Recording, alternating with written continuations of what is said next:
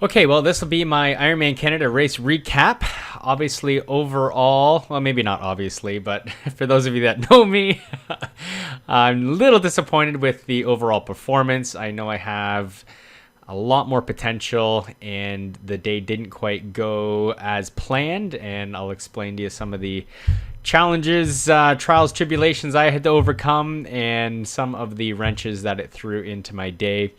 But overall, it was an amazing experience. I would say that Ironman Penticton, is back. The community support was over the top. Seeing all the KTC athletes out there, whether you were racing, volunteering, spectating, was just amazing. We couldn't have had any better weather. So again, to be able to partake in that experience with everyone is always worth it. Crossing the finish line is, I'm always grateful, not only to be able to do this sport of triathlon, but to stop running, or in my case, I ran the last bit. So I'm always grateful for that. And I will say again, overall, the experience was fantastic, even though my personal race performance was not exactly what I was looking for. But I'll get into that in a second, give you my quick little overview of how the day went for me. Started off amazing. I had probably the best swim. Actually, I shouldn't say probably. It was the best swim that I've ever had in an Ironman. I did a 55-minute, what was I? 55:12 according to the official Ironman time. So definitely a few minutes quicker than I normally would. My goal was to be out and on the bike in under an hour. The transition one was a little more cumbersome than usual. It was kind of nice not having to go into change tents and go through all that rigmarole. Usually, though, you have volunteers helping you put stuff into bags and whatnot. So having your bags at the bike and then having to take things out of the bag and then put it back in the bag, that definitely cost a little bit of time. And again, a little more cumbersome than normal, but I was through that phase at 57:44, so I was 2 minutes and 16 seconds ahead of schedule, which was awesome. So swim went great. Again, got on some really fast feet to start, and then I lost those feet about halfway through, and I swam alone for a little while, and then there was two swimmers that came by, and I was able to jump on their feet, and it was a little more conservative pace. I was able to kind of swim comfortably in the draft behind them, and averaged, it says here, averaged a 128. I have 126 on mine, but tomato, it was excellent swim by my standards. So really happy with that. Then got on the bike and was rocking and rolling. Bike was going fantastic. It took my heart rate a little while to settle down a bit. I was up in the 140s coming off the bike, and it took me to about 45 minutes actually to kind of settle into my zone where I was wanted to be in the the 120 to 125 range. And again, was riding Aero fast, feeling great, all the way down to Richter. I picked up a few spots, and by the time I hit Richter, I'd lost one spot just before Soyuz. Then another guy came up on me on Richter just after the 8 station. At the 8 station, I was in 6th position, so I was riding in 7th position. After this guy passed me, and he kind of opened up a good little gap going up Richter. However, he was a terrible descender sitting up on the bars, and I was able to close that down and actually blow by him on the descent on Richter. And we kind of did that back and forth throughout the rollers, where he would power past me on the uphill, and then I would catch him and pass him on the downhill, which I was totally happy about, because way less energy spent going downhill, getting time back, than pushing the watts going up and over him. Actually, unfortunately, later on, he blew up worse than I did on the run, but we were humming along. Actually managed to pull back the 4th and 5th place rider. So pretty much as soon as we grabbed the 4th, 5th, 6th, and I was sitting in 7th, flying down one of the rollers, and all of a sudden all I hear is bang, and back wheel started to wobble a bit, a little speed wobble actually. I was able to stay upright, pull off, and sure enough, my back tire had blown. So I was like, no big deal. This is going to be the first challenge of the day for me. So I just thought, okay, well, you can change a tire in 3-4 minutes, not a problem. You're just going to lose some of that time or bonus time you made up in the swim today. So I jumped off the bike, did a quick changeover, got a new tube in there, threw on the CO2. As soon as I inflated it, bang! I'm like, damn it, there goes another tube. So at that point, I inspected the tire a little bit more, and I could see I'd actually blown right out through the sidewall. So I must have hit a rock or something, which means I needed a new tire, and I did not have a tire with me. So I'm standing on the side of the road thinking, okay, well, this could be the end of my day because I have no idea where bike support is.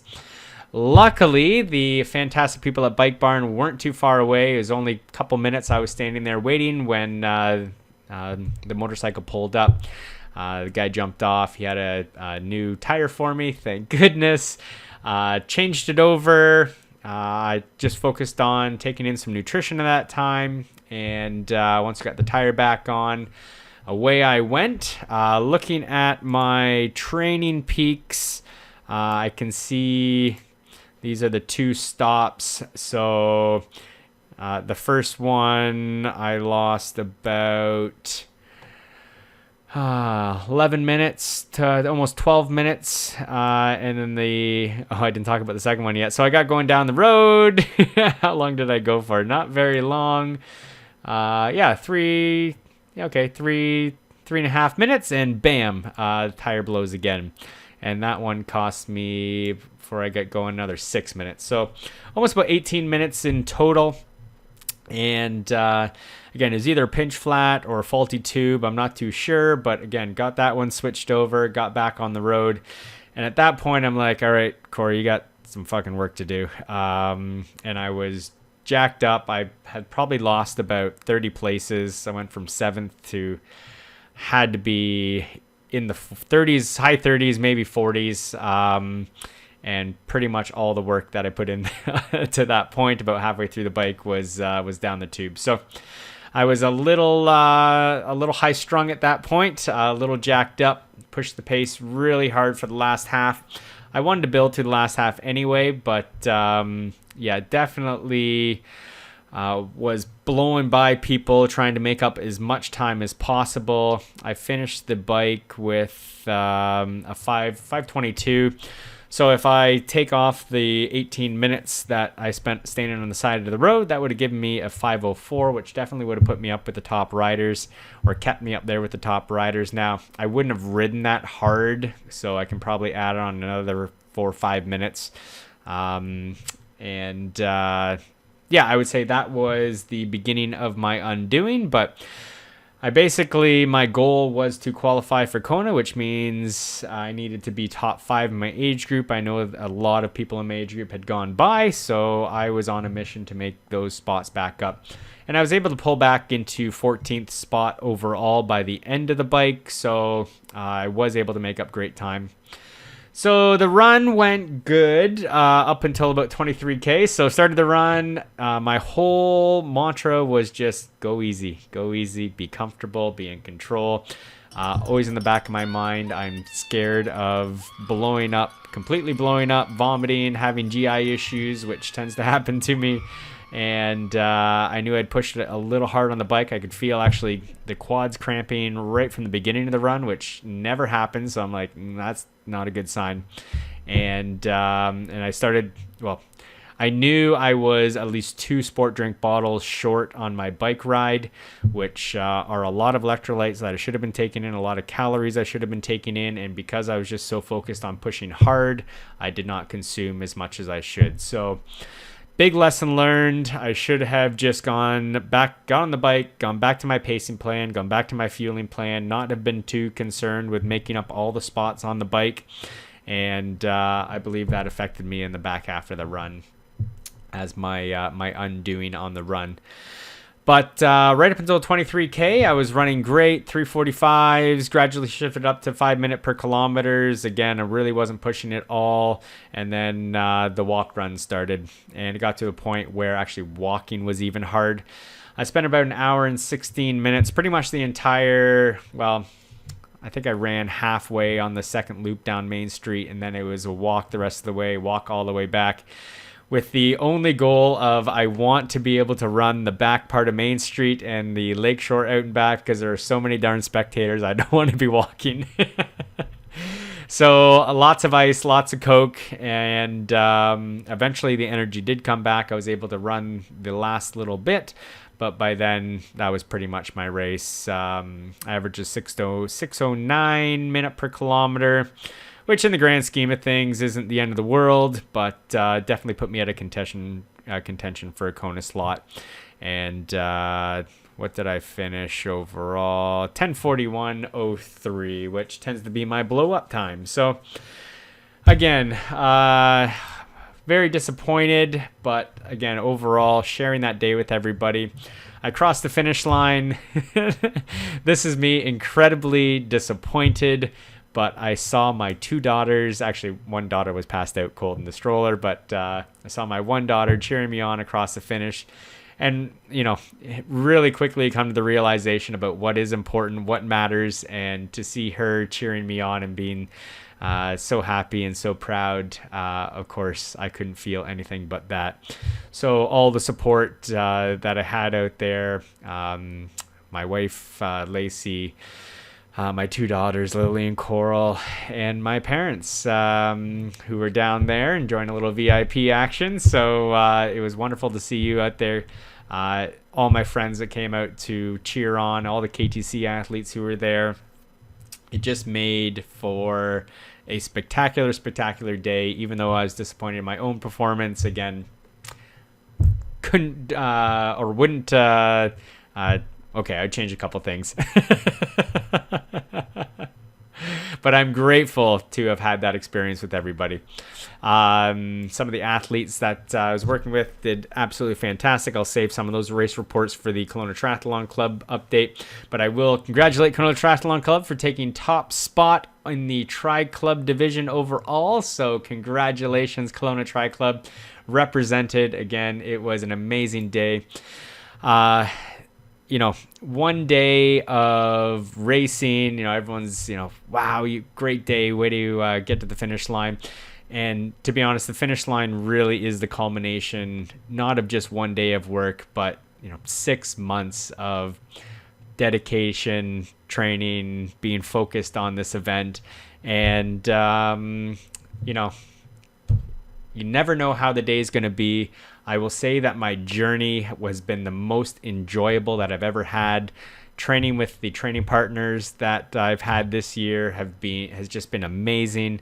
You guys are all awesome. Having the being surrounded by the Tri Club, the process was just perfect. I was able to stay injury free. Performance has been better than ever. And I'm very optimistic that, hey, I'll live to race another day, and, the next one might be mine. So many lessons learned, again, especially on the pacing and nutrition front again. But I will say that the body held together, or the stomach held together this time. So huge thanks to Dr. Tara for sorting me out in terms of nutrition, metabolism, making sure that I am doing the right things in that respect. And I didn't vomit, so that's a win. Also, huge thanks to Pam for keeping my body together from all the days, weeks, months of beating it up. Again, your support is amazing. And then, of course, to my family and the sacrifice that they make on a daily basis as I disappear for hours on end out on the road or up in my office, swim, bike, and running. So wouldn't be able to do it without you. And as I said, wish my overall performance was a little better, but we'll get them next time. So that's my race report, and I hope everyone who is out there racing had a fantastic day. I'm sure you all have great stories. I can't wait to hear them all. And let's take a little rest, then we'll get back to work. Take care. Bye-bye.